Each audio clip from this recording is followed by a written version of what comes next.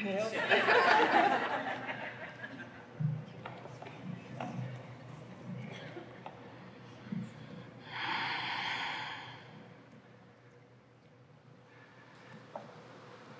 Thank you. Hi, Abraham. I'm so happy, and I have no problem at all.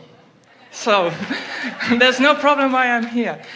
But I'm in love since 2 weeks. Yes. And I'm so excited how this relationship will unfold. And I know Abraham can read my energy. So I wonder if you have one golden advice or tip how I can make this the most exhilarating relationship of my life. How do I hold it in this place that it feels right now? Yes. Well, let's examine what the components are. It's new and fresh, Yes. which means so far you're only looking for and finding positive aspects. Yes. So what you've been putting in your vortex for a long period of time, this relationship, as you focus upon it, is causing you to match. So that feeling of being in love is the feeling of alignment with all that you've created through all of the relationships that you've been living, you see. So how do you hold yourself in vibrational alignment with that when it is likely that something may come up that isn't a vibrational match to everything that you've put there? Because you didn't ask the universe to bring you a person who would not allow any expansion in a relationship. You didn't say, universe, bring me someone who is perfect, who will never change and who will never ask change from me. You're asking for someone that you can eternally be joyful with, which means you're asking for someone who is willing to step out of the vortex and in and out and in and out and in and out and in and out and in. You're asking for someone who has the capacity to expand and the willingness to align with the expansion. Right. Yes. So you have all of the tools. You know what to do. In other words, the way you keep this relationship feeling as wonderful as it does today is by taking complete responsibility for the way you feel at all times, by owning your emotions, and by understanding that it is your work to tune yourself to the best feeling. The tendency in relationships sometimes is to find someone who is so beautiful, so wonderful in so many ways, and hope that you don't discover any flaws, but there's a flaw. There is one. And then hoping that they won't ever show it to you again. But there it is again. There it is again. What deliberate creating is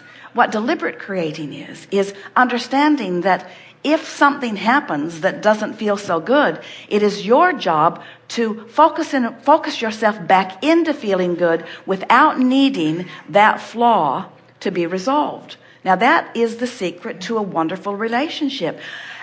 Meaning, as you say to another, or whether you say it or not, just meaning it, I'm asking no change from you. I have the ability, now hold on to your seats because you may not like this, but this is the secret to a wonderful relationship. I have the ability to focus myself into loving you no matter what. Wow. Because I have been living in a diverse world for quite a while. And I've discovered that I cannot seclude myself from unwanted, from my point of view, things. There are so many people who want things that I don't want, and I don't have the right to take from them the things that they want just because I don't want them. I've learned that this diverse world is the right kind of world, and that I just focus myself within it for the attraction of what comes to me. So, lover of mine, you say, I will extract from you by the basis of my point of attraction, not by the basis of your point of offering. I am attracting from you, and I take full responsibility for what I attract, you see. Great. Jerry and Esther have been playing with this business of deliberate creation for some time. And every day, new insights come to them.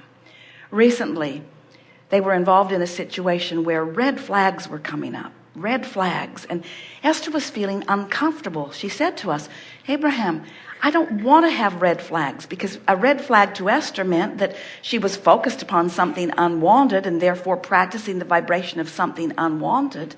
And we said, well, look at it this way.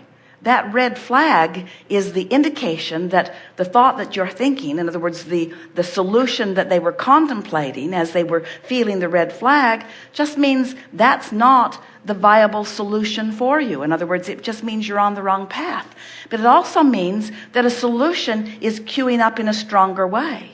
So when you feel a red flag about something, when there's something that may be a little unsettling that comes up, all it means is it's a calling for you to sharpen your focus. It's not a calling for a change out there in the world. It's not a calling for a change. It doesn't mean we need to have a sit-down conversation where I mold you, whoever you are, into something different. It means that this is a moment of creation where when I'm feeling a red flag, I'm launching a more powerful desire that I then will find a way to come into vibrational alignment with. So is it better to not talk about the problem, but just envision the way you want it to be? Well, without talking about it? Here's the thing, because we've been really encouraging people to just not talk about it, because the more they talk about it, the bigger it gets. But in this business of deliberate creation, we want you and Esther, we want all of you to understand that there is not a problem with discussing the problem. In other words, talking about it is going to amplify what you don't want, but it is also producing more of what you do want. But when you're wise like you are, when you know about emotions, when you're wise like Esther is, then just don't get carried away with poking around at the problem. And the point that we're making here is be solution oriented. That's the other day, Jerry was telling a story that he has told for years. And at the end of it, and Esther has enjoyed it every time he tells it, because it just gets better and better as he applies it to whatever is currently being lived. And he ended by saying, and the moral of the story is, and when they settled in on the moral of the story, they both felt such satisfaction at aligning with the conclusion that this story had caused them to focus upon. So if you think about the moral of the story, in other words, what is it that you're ultimately reaching for? Loving this person forevermore. What is it that you're ultimately reaching for? Finding the best in one another every day. What is it that you're ultimately reaching for? Joyful, co-creative, expanding experience, you see. So we just want the moral of the story to be so foremost in your mind that you don't get carried away, because there's nothing wrong with having a conversation as long as you're solution oriented, you see. The question that you ask, how can I keep our relationship feeling this way? How can I just keep feeling alive and excited and happy about it?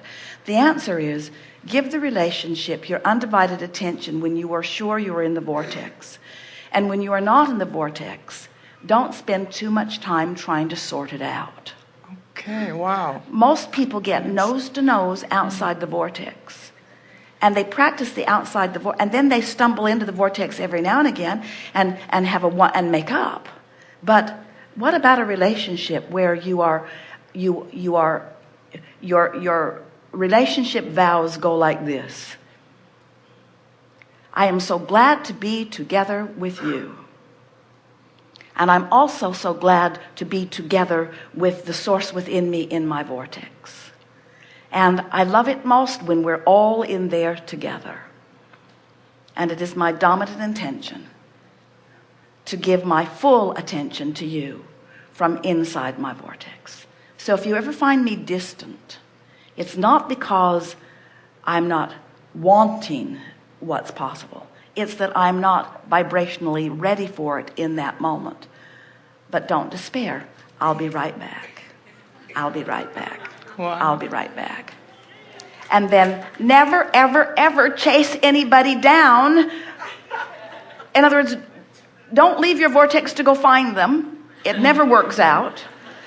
And don't ask them to come and rescue you. In other words, that, for better or for worse stuff, sucks. Yeah.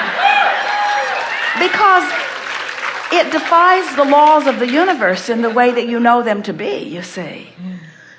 It is my promise to you that I will stay in the vortex as best I can. And from there, I will give you my undivided attention. That's the way. Thank you so much.